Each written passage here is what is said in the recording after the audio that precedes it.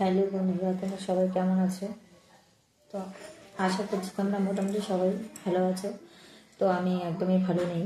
তো সেই কারণে আজকে কিছুদিন ধরেই আমি ভিডিও করতে পারছি না, সেটাই হচ্ছে আমার মেন কারণ। আর একটা ব্যাপার হচ্ছে কিছুদিন থেকে আর কি, আজ নিয়ে হয়তো 5 দিনের মতন হচ্ছে, শরীরটা ভীষণই খারাপ। রাস্তায় যেতে গিয়ে স্লিপ করে পড়ে গিয়ে এই নাজেহাল অবস্থা হয়ে গেছে। পায়ে চোট খেয়েছি, তারপরে এই যে হাতের অবস্থা দেখো, বুঝতে পারবে। ঠিক আছে, এগুলো তো কোনো ব্যাপার না, এগুলো হচ্ছে এই কাল থেকে আর কি সরে যাচ্ছে। ব্যাপার হচ্ছে এতটা পড়ে গিয়ে এত চোট পেয়েছি, এটা এতটা ফুলে গিয়েছে, এতটা ফুলে গিয়েছে। ফোলার পরে এই জায়গাটা লাল টকটকে হয়ে গেছে। তারপরে যাওয়ার পর এই ব্যথাটা এতটা এই দিকটা ছড়িয়ে গিয়েছে। যাওয়ার পর কি বলবো, ভীষণ ভীষণ ব্যথা। আর পা গেলেও তো ভীষণ ব্যথা, সেই ব্যথা। তারপর কি করলাম, এই কালকে না পরশু দিনকে গিয়েছিলাম ডক্টর দেখাতে। ইঞ্জেকশান দিয়েছে, অ্যান্টিবায়োটিক অনেক ওষুধ দিয়েছে।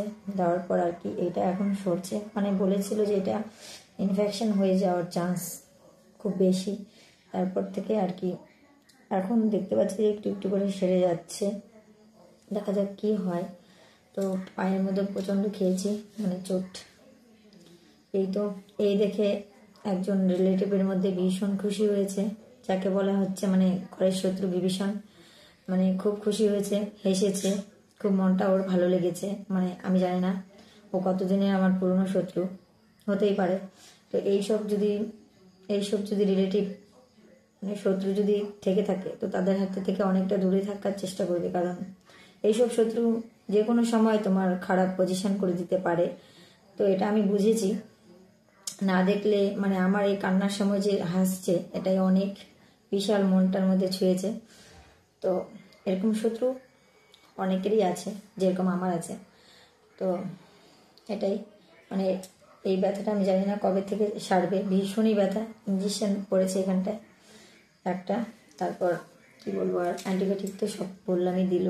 তারপর ওষুধ খাচ্ছি এখন, জানি না কবে ঠিক হবে, তবে ভিডিও হবে। নয়তো তো আর হচ্ছে না বন্ধুরা, কী করবো, কিছু করার নেই। তোমরা হয়তো বলবে যে দিদি ভাই এ কেন দিচ্ছে না ভিডিও বা কিছু, সেটাই হচ্ছে মেন উদ্দেশ্য।